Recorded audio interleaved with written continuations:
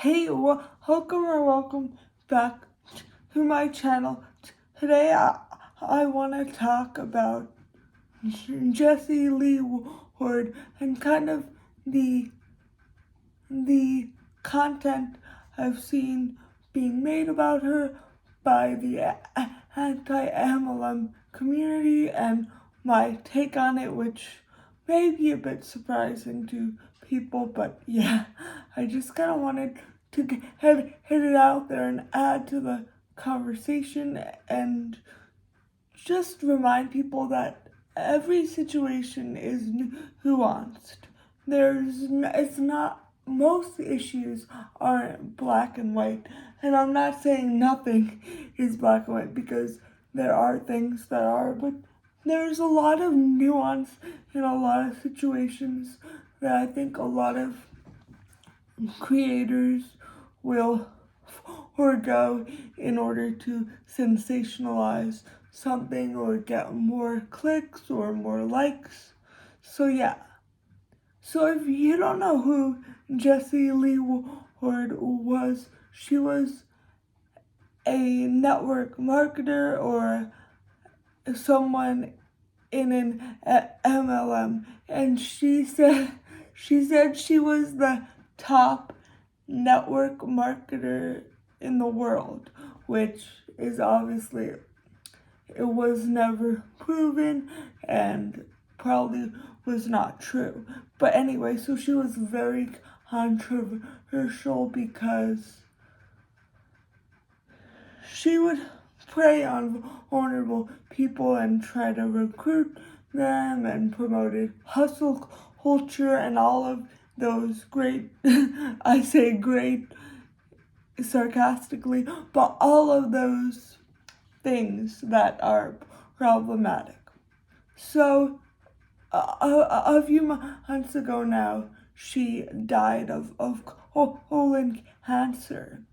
And while she was still alive and diagnosed with the colon cancer, she opted for some more natural treatments that probably did not increase her chances of surviving. So unfortunately, like I said earlier, she passed away from colon cancer.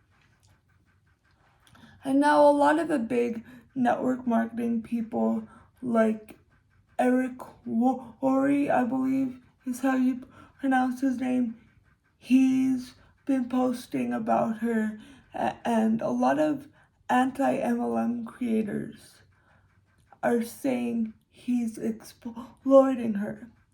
Normally I would agree with this, but here's why I think it's a bit more complicated, and not just because I don't think Jessie Lee Ward was a great person. All that aside, all my feelings about, sorry, I just yawned.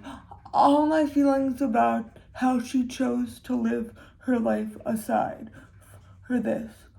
But while she was alive, she would do that type of thing. She saw every part of her life as content.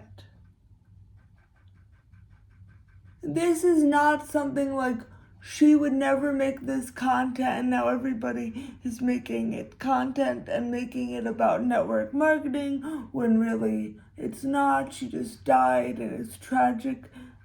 And I agree with that, but at the same time, she made these decisions to make every part of her life into content, including her colon cancer. She would kind of use that to increase sales and also to spread the message of using more natural treatments, even though that can be very dangerous. I'm not saying this because I'm not saying she got what she deserved. That's not at all what I'm saying. What I'm saying is people are projecting their values and their feelings onto her, when obviously she made very different choices and had a very different perspective on this than they did.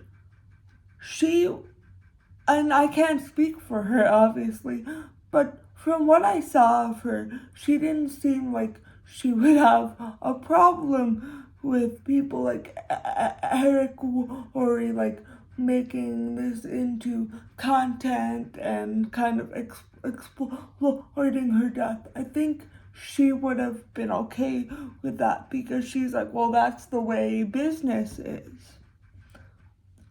I think a lot of the disconnect here comes from we have as individual people, we all have our values and our way of seeing the world. And we think, well, if that happened to me and someone did that to me, that would be terrible.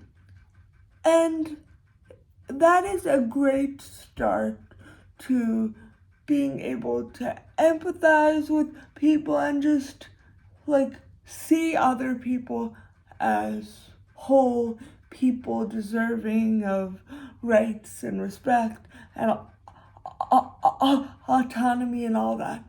But that is not the end of the road, because then we have to factor in that it's not what us projecting our feelings, but what do we think that person would feel? And of course, I can't read anybody's mind, but I can try to surmise it from the evidence I have of how they acted in life and their kind of philosophy, especially someone who was very open about how they kind of saw things as content and everything's a chance to make money. As children, we're taught to treat others how we want to be treated, and that is great in teaching kids to not like treat other people as objects or to harm them. But at the same time, I think as adults, and even I'm not saying we should say this to children because it may be a bit complicated. I don't know. I don't work with children. I work with teenagers. So my perspective on things is a bit different. But to me, I think, and I've heard this before, I'm not making this up. I'm not taking credit for this. Please don't get that twisted. I did not make up this concept, but there's also a concept of treat others how they want to be treated. And I think that is an important piece here because it reminds us that our worldview and our perspective is not the end-all be-all. And for someone else, if we treat them how we want to be treated, but not how they want to be treated, that's kind of taking away their humanity and their autonomy because they made choices and they had a perspective that was different than ours, but we think our world view is the best way, so we're projecting that onto them. I'm not saying it's good that Eric Worre and other people are exploiting Jessie Lee Ward. I think it's terrible. But I also think by calling it exploitation and being like they weren't real friends, we're kind of taking away Jessie's humanity because she saw these people as friends, and to her, that was what friendship was. Even if someone else may be horrified with that and be like, oh girl, they're not real friends. Real friends don't profit off of you. but she didn't see the world that way. And it can be really hard to sit with that and to realize that other people can disagree with us and can choose a different way of life, but that doesn't mean that it's wrong for them. And I'm not saying network marketing is okay. Please do not twist this and be like, oh, network marketers just have a different way of living. No, fuck that. But the thing is, if she wanted to be treated like that, and she wanted